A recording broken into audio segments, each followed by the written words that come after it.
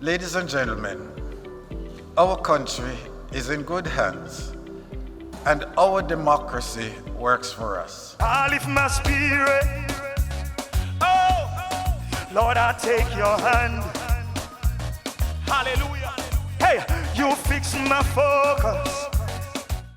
I, Andrew Michael Holness, do solemnly, sincerely, and truly declare and affirm that I will be faithful and bear true allegiance to Jamaica, that I will uphold and defend the Constitution and the laws of Jamaica, and that I will conscientiously and impartially discharge my responsibilities to the people of Jamaica.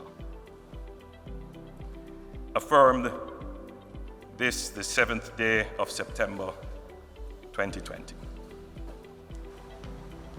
I, Andrew Michael Holness, being appointed Prime Minister, do solemnly, sincerely, and truly declare and affirm that I will, to the best of my judgment, at all times when so required, freely give my counsel and advice to the Governor General or any other person for the time being lawfully performing the functions of that office, for the good management of the public affairs of Jamaica.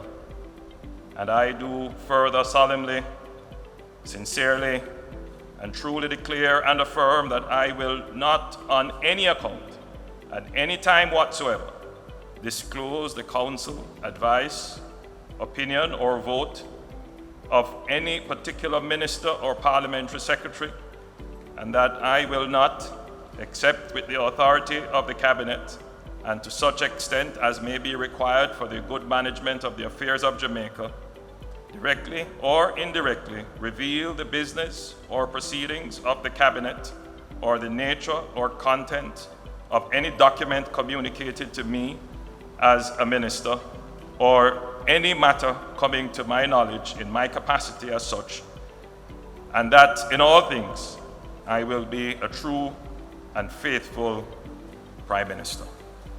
Affirmed this, the 7th day of September 2020. You make me. Yeah, yeah, yeah, yeah, yeah.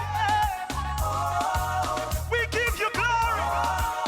You say, we can do this. I am humbled and honored that the people of Jamaica has seen it fit to give me an opportunity to once more be the chief steward of their affairs. Thank you for your vote and support.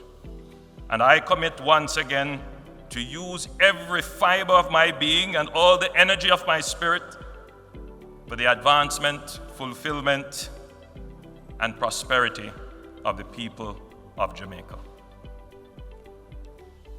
The health and economic impact of the COVID-19 pandemic is ubiquitous in our daily life and will be that way for some time. Jamaica does not have the reserve of resources to always be locking down our economy.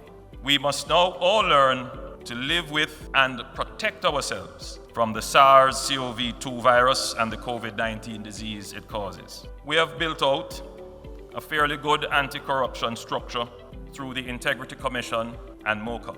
They are constrained by the need to complete their legislative framework and expand their investigative and prosecutorial resources. We will ensure that this is completed early in this term. However, in addition to investigation and prosecution, we must also seek to prevent the occurrence of acts which weaken public trust and damage the integrity of the government.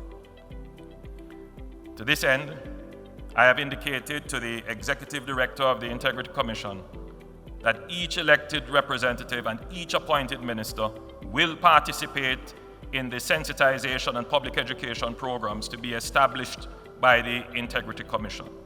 This to increase their awareness and understanding of the anti-corruption legislative framework, not just to sensitize them alone, but to ensure that they are seized of their duties under the law and understand that this will be an accountable government.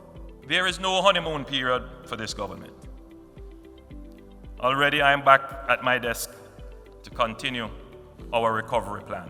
We will maintain and strengthen the macroeconomic stability that we have started. We will build and strengthen the institutions that safeguard sustainability of government finances, low and stable inflation, foreign exchange reserve adequacy, and financial sector stability. We will bring into operation the Fiscal Council, and we will also operationalize the independence of the Bank of Jamaica. We will improve the business climate and invest to improve competitiveness by reforming customs, developing a national business portal, and increase technology and business process engineering for greater efficiency in the public sector. We will provide 500 million in grants for micro and small businesses that are community-based.